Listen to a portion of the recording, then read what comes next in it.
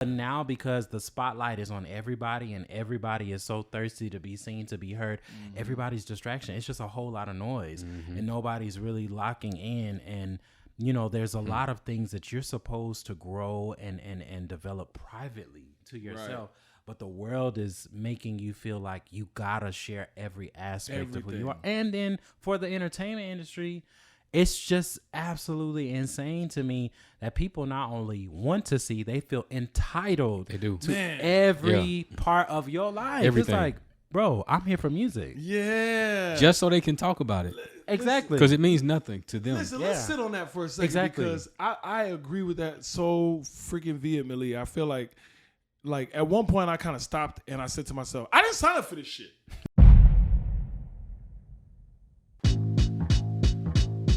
What's good, everybody? Once again, it's your boy Chill. And it's your boy Will. And this is the Pull Up Podcast. With Chill Will. Yes, sir. Yes, sir. It's that time again, ladies and gentlemen, for the Pull Up Podcast. And you know, each time we have the Pull Up Podcast, you know what that means. What's that? T. You know what that means. It means that. It means we got a very, very, very, very, very, very, very, very, very, very, very, very, very, very, very, very special guest. Mama! Hey. Ladies and gentlemen, we got the amazing, the most talented, the most highly trained Keeyen Martin in the building. Let's go. What's going on? I want to pull up with you, Will. I love this. Yes, sir. Yes, sir. And we got to get a ceremonial toast. Not always are we all drinking, but today we are. Yes, sir. So we're going to toast it up. It's nothing but good vibes and good energy in the building with my boy Keeyen Martin, who I've known for such a long time. Yeah. Everybody that come on here, you know him. I don't be knowing nobody. It's my first. I don't know anyone. That is a lie from the pit of hell. This guy, he says he don't know everybody, but he just got Anita Baker on speed dial. Like just like that's my homie. Oh wow. You know what I'm saying? Like, right. Lies. I don't have her on speed dial. He's I don't have her on speed dial. Anyway. But yeah, man, I don't know why. I think I invite my friends on here. You know, we invite our friends. For sure. Yeah. You know, anybody that we feel like is talented and that's in this creative industry that we've been in for so long, doing the things that we do, man. We just like, come on, man. Come on the show. Yeah. Come on the show. That's what it's about. Friends. Pull up. Yeah. Love it. And we've known each other for a long time. I don't even, you know, Keeyen, I don't know. I think I do remember how we met. Okay. Jog my memory. Ooh, yes. I know, Take right? Like I think it just might have came back to me. I know it was at a music. It was at a event, definitely something. Yeah, definitely. Okay. Was it at Morehouse? It may have been what's Morehouse. the girl with the name? Start with a V. Valentine. Yes. That's how we met. Wow. Shout out to Valentine. I don't know wherever she's at these days. Shout out to Valentine. I think that's how I met you, man. Because I was married. Yes. Yeah. I absolutely no. You know what? And I don't mind because I'm a super direct person. I don't know if you remember this, but at the time, I didn't make a hit. I didn't make a pass on her. I guess if I've got to like modify it, I actually did it. But I was like, "You're so beautiful," and she was like, "It's nice to meet you. This is my husband." I was like, "Oh, what's up, bro?" Like I vividly remember that now. I vividly do remember that. Remember that? Absolutely. No. We weren't at Morehouse. We were at the music room. RIP to the music room on Edgewood. That's where we were. Is the music room vividly done? Wow. Yeah, it's a whole like it's a wrap. It's like a lounge brunch spot. Dang. Atlanta's losing its music spots, man. Oh yeah. Why is that? Yeah. Man, we ain't gonna talk about that yet. We're gonna talk about you first. Yeah. But man, I just wanted to get that out of the way because I was like, man, we were talking about that off camera. It was like, man, we haven't seen each other in a long time. That's verbatim. Yeah, I vividly remember that. But we've known each other for almost a decade now. Yeah. So y'all met while he was trying to take your girl. Yeah, I guess so. But then when he stood up, I was like, okay, yeah, I'm just gonna. He's much taller than me. It's all right. Yeah, but ever since then, like it was like super cool. Oh like, yeah, always, it's always been love. It's always been been love. It's always been love. And now we brought you. We full circle. We came to the pull up. We had you pull up on the pull up. So now we here. Yeah. And we talk. Fire. You know what Glad I'm saying? to be here. And so while we talking, you know, we are all creatives here. So let's talk about how this all came about. Yeah, I need some information because I don't know anything. Yeah. So tell us, Keeyen, how did you get into the music and arts and in this Atlanta music scene? Just start from the beginning. Okay. In the beginning, the genesis. Yes. Like a lot of amazing artists and musicians. Church kid, PK in Charlotte, North Carolina. Here we go. Yeah, you already know. And so for me, I just remember I felt like I knew music before I really knew anything else. Whoa. Seriously, because my dad was like a big time popular pastor back home. He was a very popular local organist, pianist, and gospel music songwriter. He and his brother, my Uncle Ted Martin. And so I was just around that all the time. My mom, she was a singer. I will never forget, she was in this gospel group called Basic Brothers and Sisters in Christ. And I was the little kid that had to be up there singing, you know, so I grew up genuinely in rehearsals and studio sessions, you name it, trying to find fun ways to be a little boy that wants to play with action figures in a studio, you know, like being told to be quiet because you know. And so early on, that was like the common theme of my life was music. And of course, throughout school, talent shows and choirs. And I felt like maybe by late middle school, high school, that's when I started to directly say, hey, I actually want to do this for myself. Because I used to feel like music was a chore, honestly, because my grandmother, RIP to her, she was legendary in my life. She would sit me down at the piano at 2 years old, dead ass, and I had to learn scales and sing. And that she made you do it. Oh, absolutely, made me do it. And so for me, when I was elementary, middle, high school, it was a routine. You come home, you get off that bus, you do your homework, you practice music before you play outside, before you play video games, before you do anything. So I felt like this is a chore. Why do I have to do this? It's that Joe Jackson school. Yeah. But little did I know, which is the amazing thing I think about your parents and elders, they obviously see things in you that you don't see for yourselves. And that, you know, set the tone for high school, applying to college, getting a music scholarship to go to Morehouse. Of course, Atlanta has always been one of the most legendary, you know what I'm saying, cities. And I just remember looking at, wow, a lot of these shows aren't even on anywhere, like 106 in Park, Rap City, The Basement, Hits from the Street. And in my mind, I saw myself being a part of that world. And hearing legendary artists from Usher to TLC and So Def to Camp, like I was like, I gotta get to Atlanta. And, you know, I truly feel like it was destined for me to, you know what I'm saying, come here. So that was really, church started everything and set the tone for me to come to Atlanta to keep pursuing music. Yeah. Now, were you one of the sheltered church kids where they wouldn't allow you to listen to R&B? Because I know TLee, I think TLee was his folks. They was like that. They was one. They wasn't. Nothing was happening. They could just it was just gospel all day long. Yeah. Oh no, we definitely had secular gospel. We definitely had that. And funny you ask, because true enough, so my dad, he loves to tell this story. Before he accepted his call in the ministry, he was pursuing being a full-blown R&B, his own version of Otis Redding, David Ruffin. He was like, I think the group was called Elegant Design. And I think if I remember, they had like a deal with Motown briefly, but I think they like all disbanded. But I feel like it was on him because he was like messing around with one of the group members. And it was definitely like, you know, I was very thankful that they didn't limit what I could listen to. They encouraged it, you know. And so when I would meet other church kids and PKs, of course in school, I was like, you get to listen to this. We can only listen to James Cleveland, or we can only listen to Hezekiah Walker, you know. So that was me. Oh wow! Wow! The look on his face just now was perfect. No, it was. That was amazing. That's dope.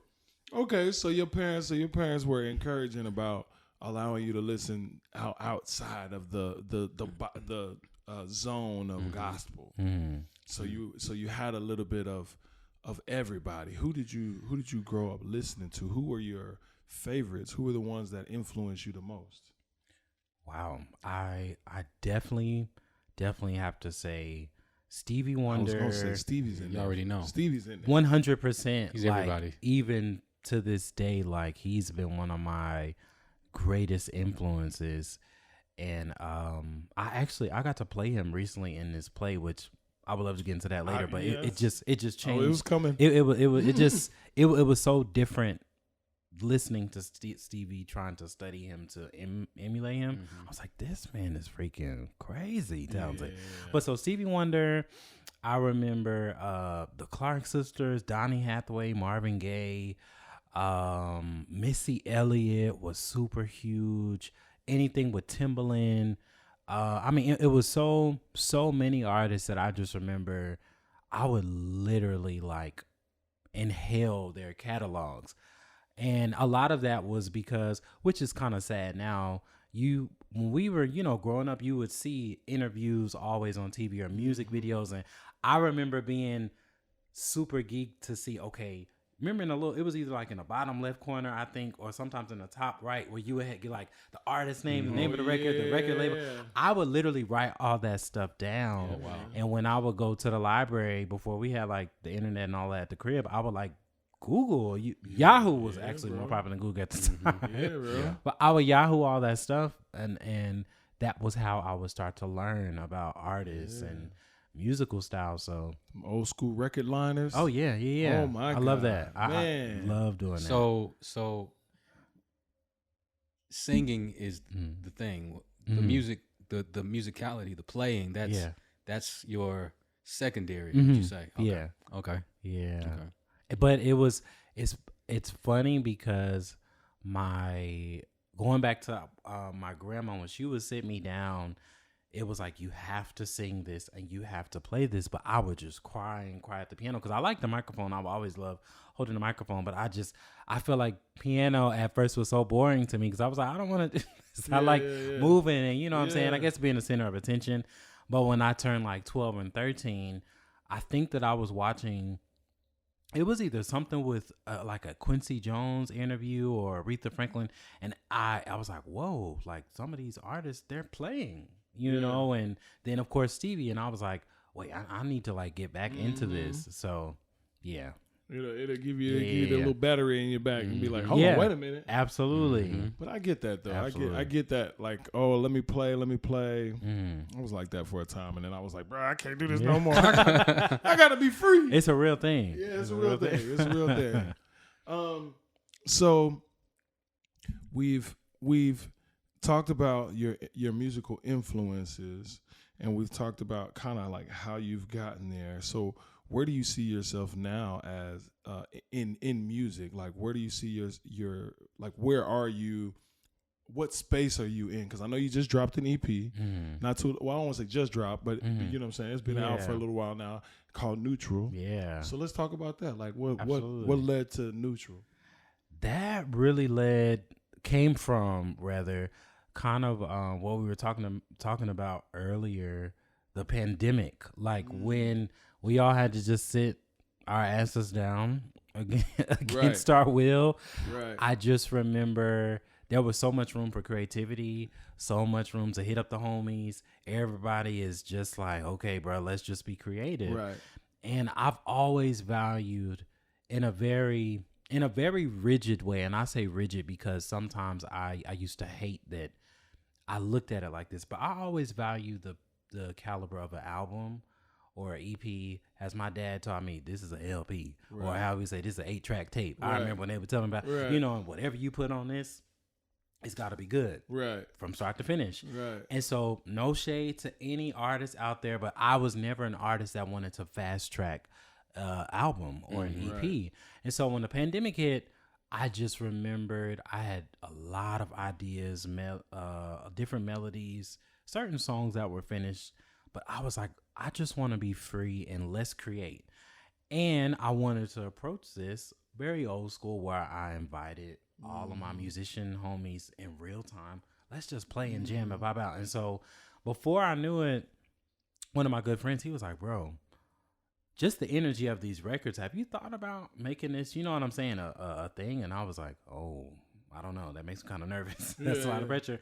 But he was like, no. And so the more I sat on it, I gave myself permission to just create. Right. Because I started to notice, I'm sure you guys have experienced this as artists, as musicians, this industry, people, everything, you'll get so calculated and so strategic and so methodical to where the joy and the fun is not the heart of it. Right. Yeah. And and dead ass for me, the pandemic, it was like, nigga, you don't know when you're going to tour. You don't know when you're going to perform. You don't know. Right. But what I do know is that I still have music and I can still create. And so that became the driving force of me just getting back to the basics of having fun, being free creating. And before I knew it, we had this project and the songs were just like flowing and living. And I just made a commitment to every song. I wanted to live what the lyrics were about. I didn't want this to be something where, okay, a writer is pitching me a record, but I can't relate. I'm an authentic person. So I wanted this to be, you know what I'm saying? Something authentic. And I wanted it to feel the way I felt when I heard the Stevie Wonders and the Clark sisters and so on and so forth. So it has gospel undertones, certain places, contemporary. And before I knew it, that was how Neutral really came into form. Nice. Yeah, absolutely. And what made you want to call it Neutral? I love that question. So that came from, I think, the spiritual side of me, the church boy that has just began to, get to know God, my own spirituality as an adult. Right. I just recognized, I was like, at the end of the day, one thing that I value more than ever, I've learned all you can do well at is be yourself. 100%. Be yourself. Period. And Neutral was just a fun synonym for being authentic and being neutral to who I am, to who you are, to who you are. Right. And I love cars. I love I remember being a kid collecting cars and all that stuff, like Hot Wheels. What's your favorite car? And I love a Mitsubishi 3000 GT. Like, that's one of my favorite cars that I used to play on PlayStation. I remember those. Okay. It was just a fire car. That was okay. No, I had to jump in there real quick. Yeah. I'm a real one. Yeah. And so my homeboy who really helped A&R the project, we were just talking, and you know how you just having them random, like, deep moments. And I was like, bro, when you put a car in neutral, can it still go? Because one record that kind of like was the driving force was Girl, I'm on the Way. I dropped that record. And a lot of people gravitated towards it. And I'm like running. And one of my friends was like, you like running in music videos. You like? I was like, I don't know. I guess I do. And so I asked him, I was like, when you put a car in neutral, can it still have motion? And he was like, yeah, but I think you got to have something like push it or maneuver. And I was like, bro, I feel like we're at our best when we are neutral and let God like just steer, or whomever we as people believe in or look to for guidance. When you just be neutral to who he wants you to be and let him just, you know what I'm saying? It's called letting go, man. Come on. Absolutely letting go. Gotta let go, bro. Organ. We gotta get it together, man. We gotta get this organ because it's the Pentacostal podcast. This is shout music right now. We need I feel a shout in my spirit. I feel a shout. Come on, we back on the Pentecostal podcast. Yeah. I'm bringing my iPad and my little small keyboard next week. We gotta get it. We can plug it in. We can plug it in now. Listen, hit us in the comments if you want TLee. Every episode, TLee don't bring his organ. Make sure y'all get in the comments and say, TLee, bring your organ. Put it in all exclamation points. I love that. Thank you. Yeah. But continue, brother. I'm sorry. Yeah, no, it's all good. But no, honestly, I just remember it hit me out of nowhere. We were talking about Girl, I'm on the Way. I think it was another record I wrote. Shout out to the Pull Up. It's called Pull Up on Me. It's one of the records. And I was just like, we tried to connect it to real life. And I said, well, I'm young. I love being on the go. I love traveling, blah, blah, blah. And that's where I asked him about a car. And I was like, wow, I felt like I have been at my best when I've just truly, again, my synonym been neutral to who is Keeyen. I've tried to be my version of that person, of this person. It's a part of how you grow and you find your way. Right. But eventually you recognize you have to be yourself, because people will always be able to tell when you are not. Human replication is so pointless. Individuality in life is facts. That's what it is. Absolute facts. That's what it is. Be yourself and be okay with who you are, so you can give that to the world. And that's just really the bottom line, man. Solid. And I'm gonna always play devil's advocate for that, because I agree with you guys 100%. But at the same time, just the way music works, right? It's 12 notes, but there's a million different possibilities. So it's like people. I think that's kind of the idea. It's like you wouldn't want to do music if somebody didn't take it to the next level and take it to the next level and take it to the next level. But they started from a foundation from somewhere. Sure. Yeah. And so to me, it's a nuanced thing, because you do gotta get inspired. Yeah. There's a game that there's a game that has to be played. Exactly. Totally. You gotta get inspired by something. Yeah. You know what I'm saying? In order for you to then say to yourself, oh, now I am now inspired to do something that is like me. Yeah. You know what I'm saying? And I think that it's hard, like you said. I think sometimes you find your way, especially in this industry, you find your way trying to, okay, I'm looking at what everybody likes. I want to do what everybody likes, but at the same time, I want to be me, or I want to be me and F what everybody likes. And, you know, and then it's always like, and that could work and it could backfire, you know? So, but it's interesting you say that, because I do a lot of work teaching music to kids in Atlanta. And I find myself, I was telling a student the other day, I was like, I cannot imagine being 16 now in 2023 and navigating an artistic journey. Bruh. I don't know if I could honestly say I could do it. And I was telling her, you know, we came up in a time where it was not a norm for you to see a close look at everybody's life. I don't think I don't really think that it was meant for us to know what he got going on, what you got, you know what I'm saying? Yeah. But now, because the spotlight is on everybody and everybody is so thirsty to be seen, to be heard, everybody's distraction. It's just a whole lot of noise and nobody's really locking in. And you know, there's a lot of things that you're supposed to grow and develop privately to yourself. Right. But the world is making you feel like you gotta share every aspect of who you are. And then for the entertainment industry, it's just absolutely insane to me that people not only want to see, they feel entitled to every part of your life. Everything. It's like, bro, I'm here for music. Yeah. Just so they can talk about it. Exactly. Because it means nothing to them. Listen, let's sit on that for a second. Exactly. Because I agree with that so freaking vehemently. I feel like at one point I kind of stopped and I said to myself, I didn't sign up for this shit.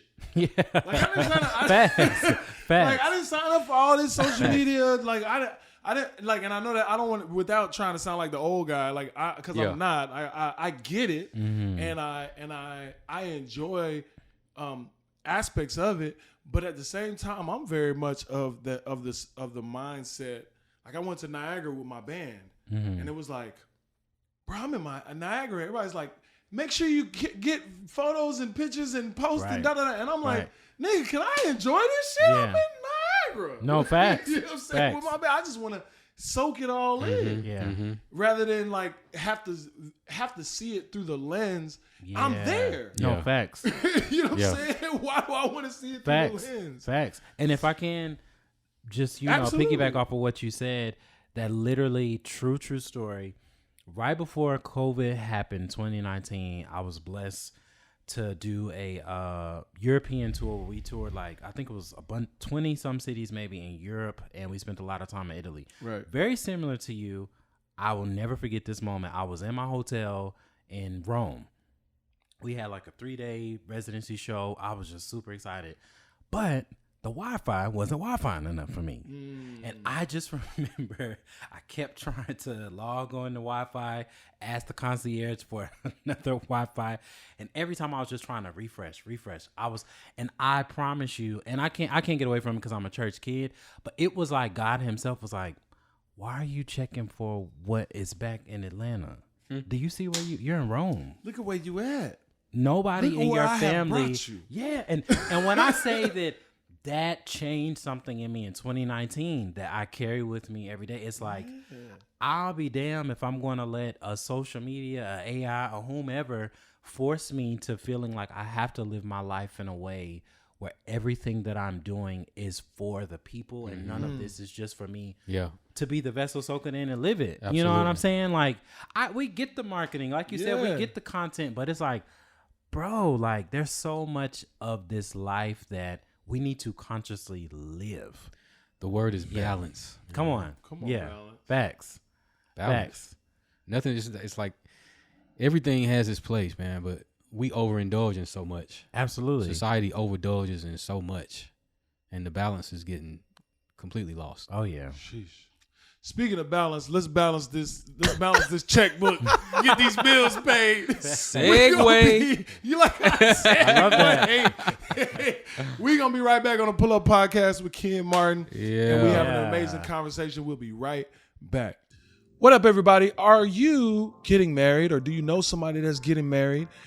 Do you run a business with a whole bunch of people and you want to bring them together at the end of the year for an end of the year party or something like that? You know what I'm saying? And if you are in any one of those people, in any one of those positions, and you're looking for an ultimate band experience, then you need to look no further than Will and the Exclamation. That's right, Will and the Exclamation. We're here to make your special day absolutely unforgettable. If you guys are looking to book Will and the Exclamation, here's 2 ways that you can find us. Go to www.samhillbands.com. Click on the hamburger in the top right. Click on Browse Bands and look for Will and the Exclamation. The other thing that you can do is you can call 1-866-SAM-HILL. That's 1-866-SAMHILL to get in touch with us and book us for your very, very special event. With an electrifying playlist that caters to all tastes, we'll have everyone dancing the whole night away. The set list, the playlist, it's non-stop. If you want to dance all night, we offer high octane live music, dynamic vocalists, stellar musicians, customizable set lists. You can let us know what you want to play and what you don't want us to play. But most importantly, it's non-stop entertainment all night long. Don't settle for the ordinary. Choose the extraordinary. Secure Will and the Exclamation for your event today, and let us bring the party to you. Are you ready to take your music to the next level? Introducing our top tier music production services. That's right, CHILLW Productions. Whether you're an aspiring artist, whether you are a band looking for the perfect sound, or whether you're a seasoned pro seeking out that little bit of extra edge, let our expert team of CHILLW get your musical dreams and make them a reality. Yes, we can do it. We offer professional mixing and mastering via yours truly right Come here, on. my guy. Come on. Will P. Hey. Will with the exclamation. Hey. We offer vocal tuning and recording, original music production, instrument arrangement, radio ready tracks, live performance, playback, as well as performance development. Whoo, we do the whole kit and caboodle. It's a lot. The rooter to the tutor. Yes, sir. Everything. Stop shopping. There's only one shop to shop at, one stop to shop at, and we're a one-stop shop. You hear me? You hear me? Unlock your potential, stand out amongst the music industry, and captivate your audience with world-class sound quality.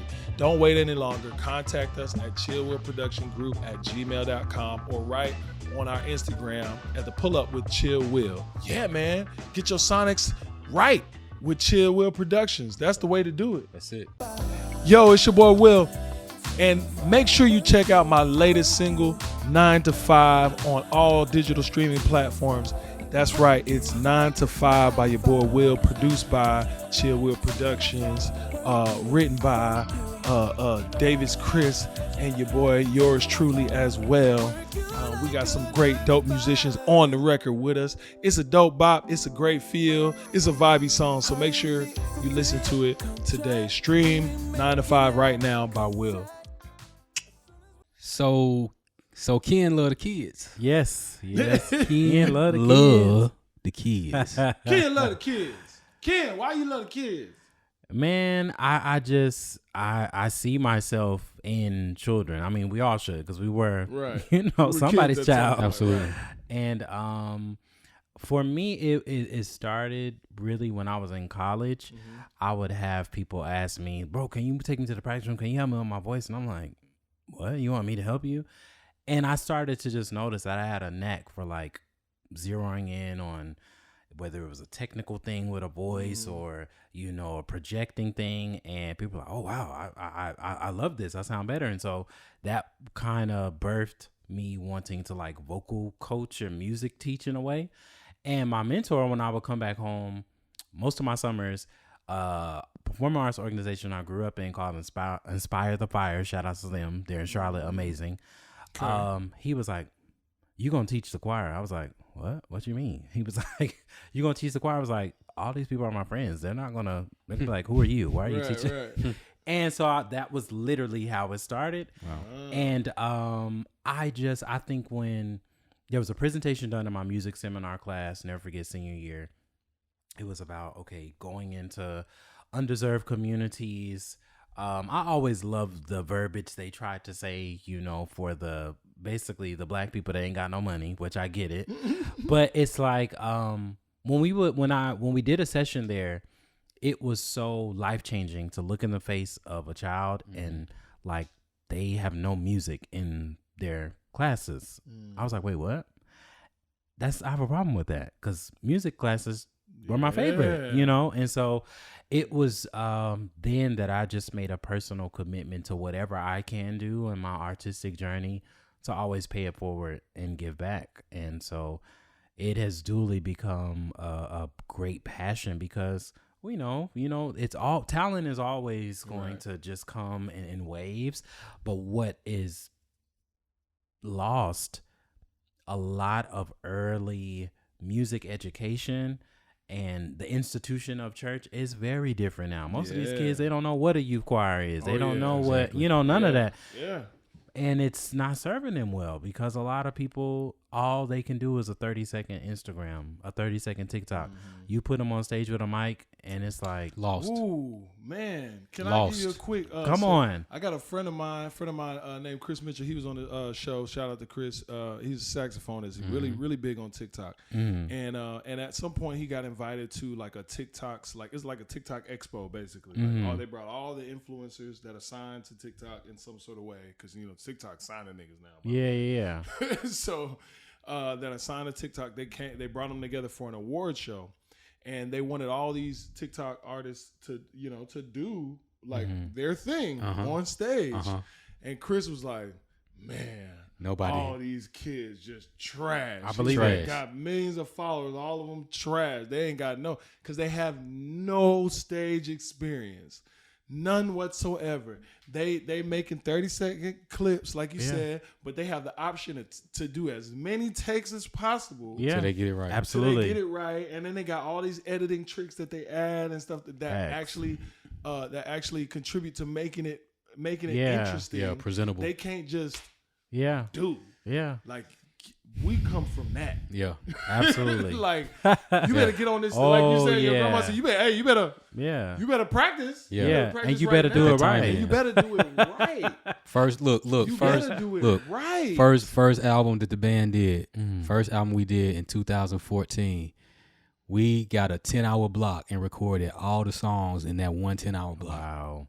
Oh yeah, because they Yeah. That's old school. Yeah, that's is. old school. Yeah. That's like what cats used to do when they was like, "Hey man, we got 7 tapes, and we need to record 18 records on these 7 tapes. You can't fuck up, right? Absolutely. You absolutely. cannot fuck Nobody up. got time for that. Don't nobody got time. But that's why I feel like it's not a conversation that people like to have. Certain people do, but I feel like it's not talked about enough. There is really no standard for the music industry. It's anything goes. And you constantly have these, Wild West you have these waves of, is R&B dead or blah, blah, blah. Well, look, the people that are in it, that are running it, nobody has a standard. Nobody, why is it that, you know, to be a doctor, you got to go to med school? Right. To be an attorney, you got to pass that bar. Right. Now, I understand music, it's very creative, but it's still, I have a problem as a person that studied it. Not saying that you should be obligated to do that, but I feel like no. It's okay to say Study it. Even look, whether it's school, and you're right, or whether it's at home, and that's what I meant. time. Like, I understand everybody doesn't want to do like a college thing, but I tell all my students, I'm like, you need to always remain a student of this. You got to, and I feel like why. With music, there are no standards, and people love to say like, okay, well, let's just vibe. Let's not. Let's make art. Let's do some art. This is an art form. Technology messed it up. I love Pro Tools, but I was producing when I had to have a keyboard, a module, a 8-track sequencer. Wow. And I had to really make the best out of that. Yeah. When Pro Tools came out, I watched it happen. I watched, because what happened was people that knew nothing about music could buy Pro Tools, go home, make up a little something silly, these fun, meaningless songs that they like to do because they don't know how to do music. Yeah. And it started catching on with everybody else who can't do music. It's silly, it's funny. Now that's what's happening. Yeah. None of these songs mean nothing anymore. There's no substance in it. So much of this music is coming out right now that the main media is pushing out. It means it's nothing. There's nothing to it. Yeah. And on top of it being nothing to it, like you said, it's so technology based. Like, I remember being one of the first people in my little group of friends to like ever touch Pro Tools. Like, niggas did not know nothing about Pro Tools. When I used to pay a guy. I used to go to school in Huntsville, so it's like an hour trip from Huntsville to Houston. I used to pay this guy every weekend $50 to just sit in front of his TV, his screen, and just work on Pro Tools. Wow! 'Cause I was like, yo, this is the new thing. This is gotta, like, if I can figure this out, the world is my oyster. Type, you know what I'm saying? But at that time, it was like revolutionary. It was like, yo, like, I'm used to, like you said, and you doing more than I was doing. I was hitting the little playback on the Casio, and, you know, with the little cheesy, right, and sampling your own voice in the little microphone on the side, and then just trying to play along with it, trying to create my songs that way. So, you know, technology has definitely played a role in that, and like you said, you could just get up anybody, and that's why I feel like I have such a strong devotion and commitment to educating and working with youth. The company I'm with, Atlanta Music Project, which they're super fire, all a black owned, predominantly black music company. Atlanta Music Project. Amazing. It was started by 2 musicians. One went to Yale, one went to Howard. And I remember when I got hired, it was still, I think it was maybe their 2nd or 3rd year, so they were significantly new, grassroots. We were like meeting in teachers' classrooms. You know, it was very from the ground up. But I just remember all of those students, I tried to teach them the importance of the story you mentioned of you paying $50, driving an hour, you know, you seeing how Pro Tools was birthed. And I tell them, you know, I was sitting at a piano. I had to, you learn this, because a lot of kids, especially now with the wave of technology and social media, it's just like everybody that hums successfully feels like I am created to be the best singer. No, you're not. No, you're not. And that's okay. It's okay. It's okay. But this ain't for you. This ain't for you. Listen, I used to work at the studio, and guys would come in there rapping.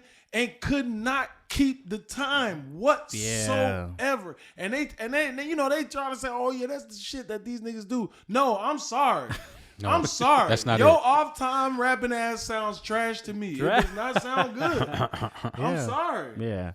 And that's why I feel like we got to get back to, in some form, some way, there need to be standards for music. Music is an art form. That's how I was raised. Man, for sure. You get up in that church and sound crazy, you'll never be allowed to get up. They let them use you. Yeah. All right. That's all right. That's all right. That's all right.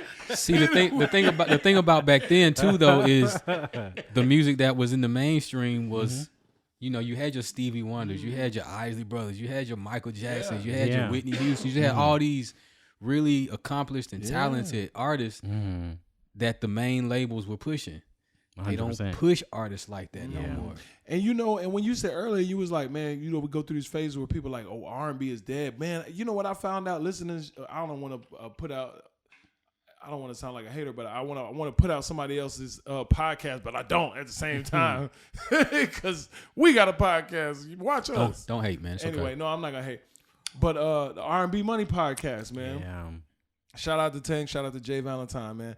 But Tank is my, that's my spirit animal. Yeah, we're like very much in the I same frequency. I played keys with him for a little while. Really? Mm-hmm. They say he can gig. Like he can just dope. get it. Yeah, anyway, shout out to Tank and Jay Valentine. But listening to their podcast, man, I've listened to so many guests come on that show and say how a specific gospel group has led the charge for all of their sounds, and that's commissioned. Wow. Yeah. You know what I'm saying? Shout out to Commission. Oh, yeah. Shout out to Commission. You know what I'm saying? And so much so that because I didn't grow up in a church like that, so I had to go back and listen. I was like, wait a minute. Yeah, Commission's great. Let's go back and listen to some of the Commission. And then it was like, oh, this is where you guys, all of y'all, all of y'all are babies. Oh, yeah. All of us are babies from Commission. Yeah.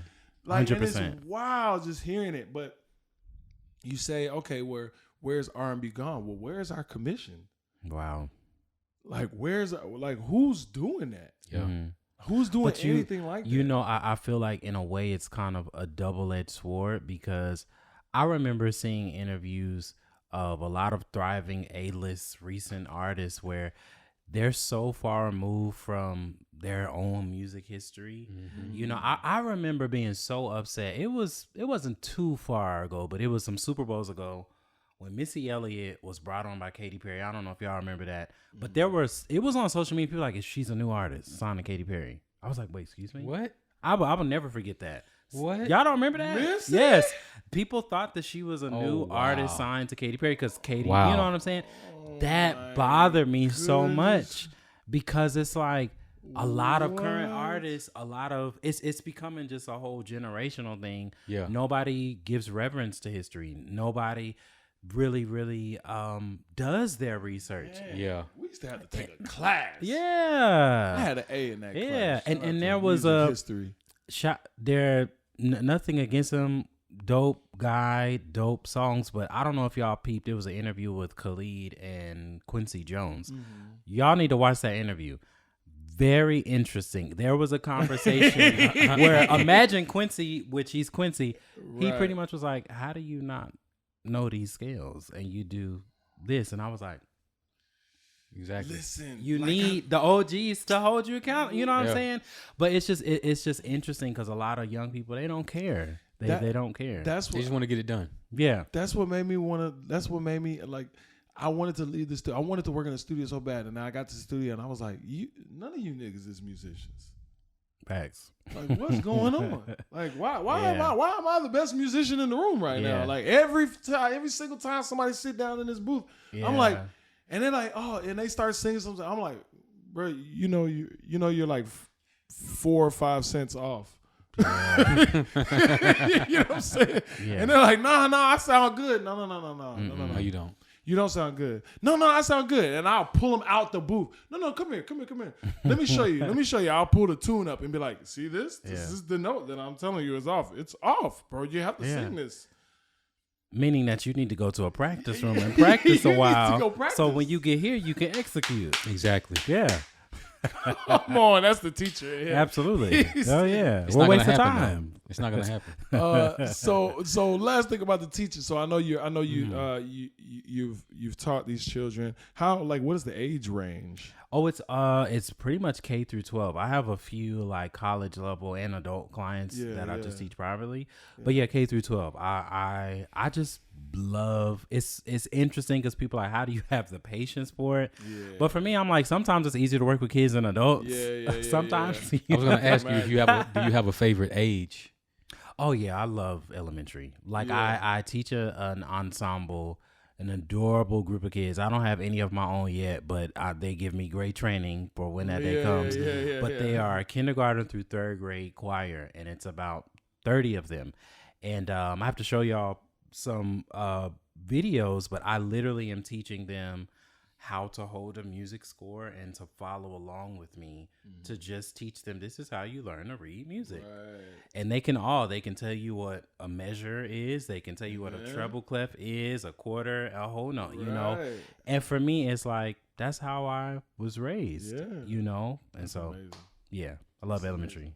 I only ask because the people around here in my household are constantly getting on me because my daughter, she's you know, she's like finally finding herself into like she wants to sing and stuff like that. Well, you need to bring her to Atlanta Music Project. Listen, absolutely.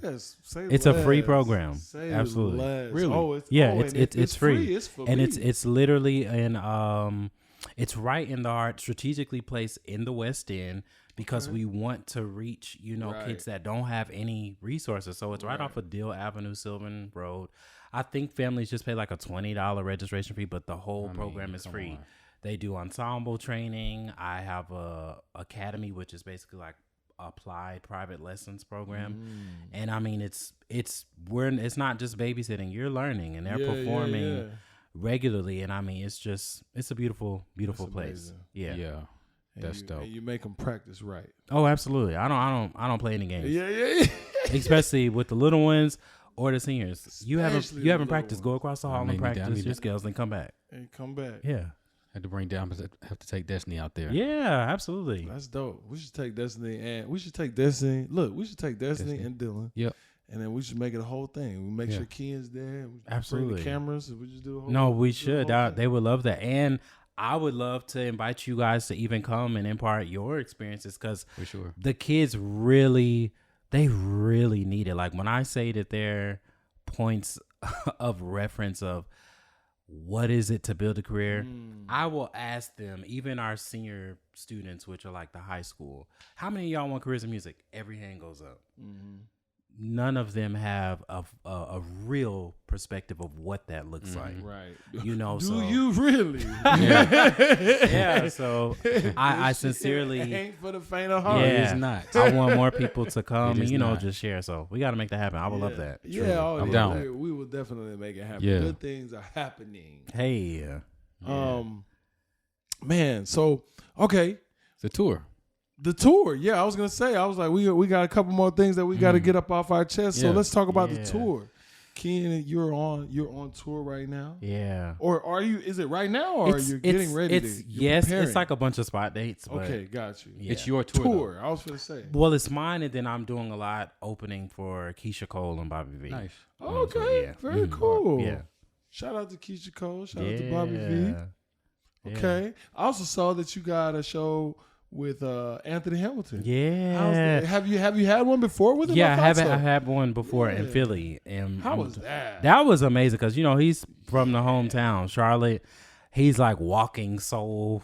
Yeah, I was like, he a bad dude. But he's super cool. I mean, just like the smoothest guy. Yeah. Very, very nice, very generous.